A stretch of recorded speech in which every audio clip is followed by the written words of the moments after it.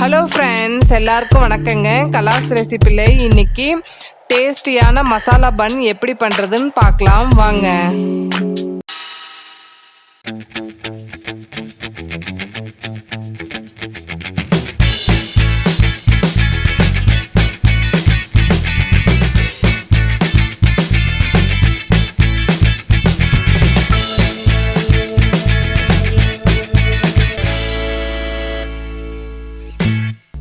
பத்து பல்லு பூண்டு எடுத்து துருவிக்கலாம்.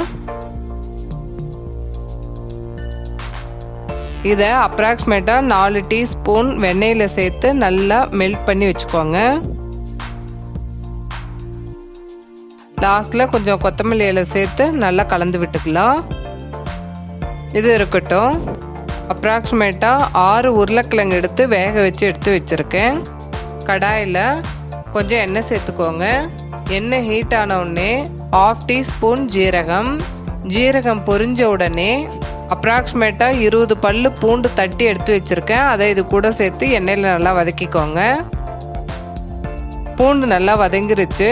இப்போ ஸ்லைஸாக கட் பண்ணி வச்சுருக்க 3 மீடியம் சைஸ் வெங்காயத்தை சேர்த்து நல்லா எண்ணெயில் வதக்கிக்கலாம். வெங்காயம் நல்லா வதங்கிருச்சு.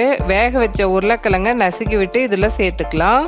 இது கூட இதுக்கு தேவையான உப்பு, 1/2 டீஸ்பூன் மிளகாய்த்தூள், 1/2 டீஸ்பூன் கரம் மசாலா, 1/2 டீஸ்பூன் மிளகுத்தூள், கொஞ்சம் கொத்தமல்லி இலை,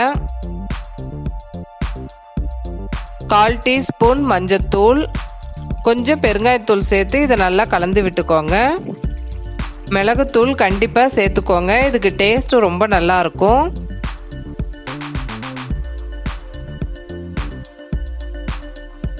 இது நல்லா கலந்துட்டோம். இப்போ பன்னு டோஸ்ட் பண்ணி எடுத்துடலாம். தோசை தவா ஹீட் ஆயிடுச்சு. இப்போ வெண்ணெயில் கலந்து வச்சிருக்க பூண்டு 1 டீஸ்பூன் இந்த வெண்ணெயில் பன்னை டோஸ்ட் பண்ணி எடுத்துடலாம்.